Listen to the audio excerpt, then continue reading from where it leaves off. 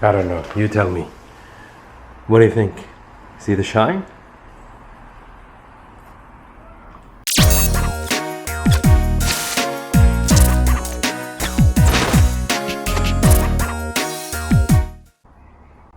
Welcome back, everyone. Yes, we're back at it. We're working on the Skyline. As you can clearly see, it's rainy outside. My cat has decided to take a shower, so I figured let's start with this one. These are the tail lights, and to be honest, they're not in a perfect shape. You've got overspray, remnants of wrap, so it seems like it's been wrapped before. Yeah, and suspected light bulb burnt. I need to freshen this one up. So how are we going to go about this one? Well, to start with, the overspray. Had to get rid of that. I'll try with some alcohol or some chemicals, although I'm doubtful because this is dry. So the best solution will be with 1500 or 2000 grit with sand this area. Once that is done, clean all the smudges and the cracks and the dirt here and there. Then after that, we polish this one, hopefully.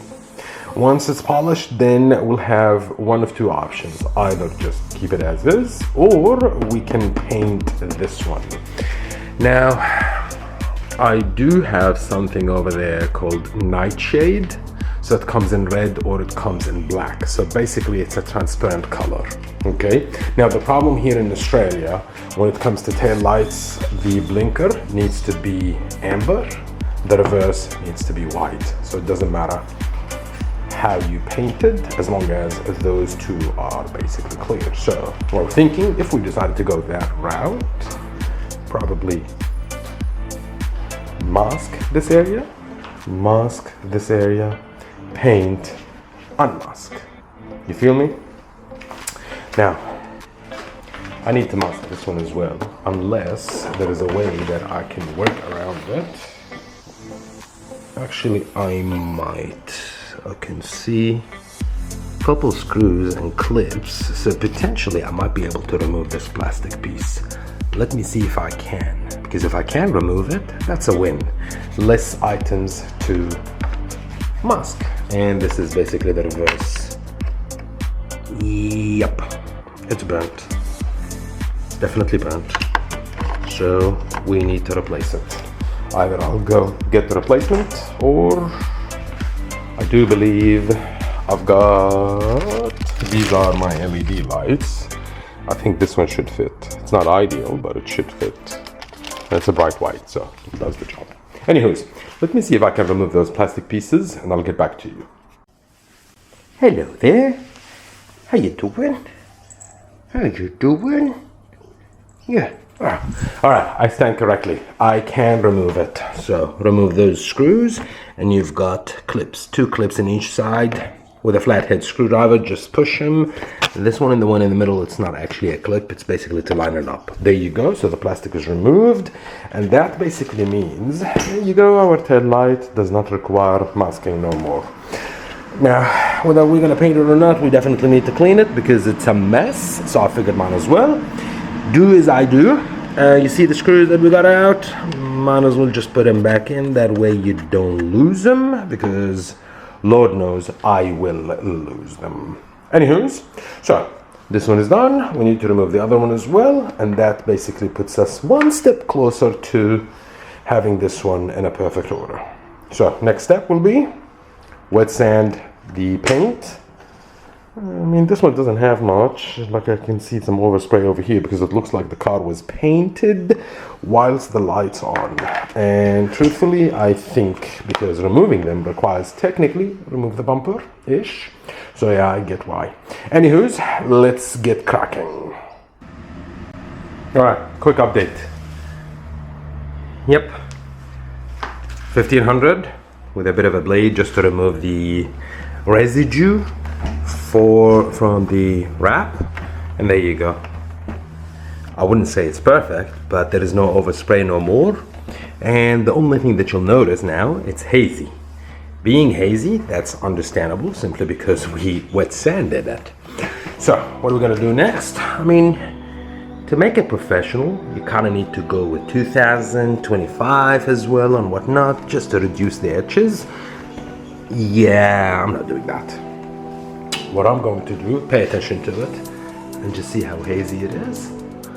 I'm gonna polish it straight up. I'll just polish it and see how that goes. If it works, I'll apply the same on the other one. If it doesn't work, then at least we ruined one. Sounds fair? Cool. I am impressed. I used this one, Chemical Guys Clear Cut. This is like the heavy one, simply because we've already wet sanded, so chances are we definitely need it. You can see the difference between both. And this is just after one pass. You see how shiny? Not a single blemish. And you can't even see the scratches from the wet sand. Boy, oh boy, it does look perfect. I mean, the camera doesn't do it justice, but believe me, it is. Look at that one, for example. You can see the scratch marks. That's some heavy scratch mark. Heavy. Let's hope we can get it sorted. And the overspray. This one turned up really good. See the difference? All right. Since it worked with us, let's get on with the second one. Pretty much the same concept. Wet sand and polish. That's it. This one, on the other hand, had a deeper gouges. Now you still can see some. What did I do? Well, basically I went to town with it. I used 420 first, just to reduce the gouge. Then after that with the 1500. Now I can go deeper, 240, then 400, then 1000, and so on and so forth. But then again, too much for a basic lens. So let's not do that.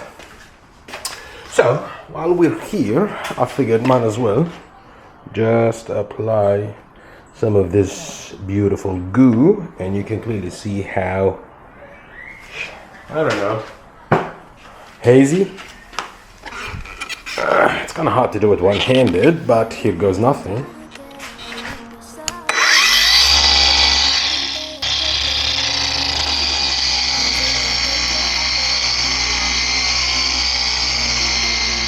can already see the difference. Now, one-handed is not the best. Having two hands will be way much better because you can apply pressure.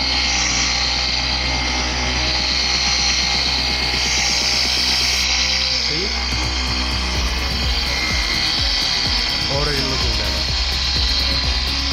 Let me finish it off. See? Let me finish it off and I'll come back to you. I don't know. You tell me. What do you think? See the shine? Granted, it's not perfect because it had shitload of deep gouges. You still can see some of them, but in the greater scheme of things, boy, it looks shiny. Doesn't even need painting, to be honest. I mean, I really do like how it sits. And that's the other one over there, sitting comfortably. So I'm really digging it. Wow. This is perfect. I love it. I put the plastic pieces back. And here goes nothing. This is what I'm using. Some LED light that somewhat appear to fit. So I removed it. It's basic. Twist and get it out. I put it there. Now, is this the perfect fit? No, it's not. But let's see how we go. Because over here you can see that the lights go up and to the sides. And if you look at it the other way, you'll know that basically it's designed that it needs to go that way. So the focus will be not so much on the 4 at the top, it's this one. And the train had to pass. Now remember, with LED, what do you call it? Double polarity, single polarity, which means if it doesn't work, you need to get it out and put it the opposite way. So let's mount it temporarily and see if that works and solve the problem. Cool. Yeah, it's going crazy. You can hear the sounds, but that's because I put the reverse on. Check it out. We have reverse. And for the record, when I switched it on, none of them blinked, so I had to switch the lights. Reverse polarity, yeah, that's the word. And it's working now. Me loving it. Let's turn this one off before it goes nuts. Oh boy, it is crazy. Arc off, out. Not bad. That was, man, I need to get into fixing those seats. They are a nightmare. But at least now we know we've got a light. What do we do? What do we do? Yep, thank you. Close it. Alright. The car, as you can see, it's in the process. Anywho, I hope you like this video. It's a quick and short one, but at least we managed to do something. If you like what you see, stick around. Until then, actually, whoa. We didn't mount it outside. Wouldn't that look sick if we actually pretended that they are like this? Yeah, there you go. Not bad, huh? Anywho's, I gotta wrap things up. Until then, you guys take care of yourself. Yalla.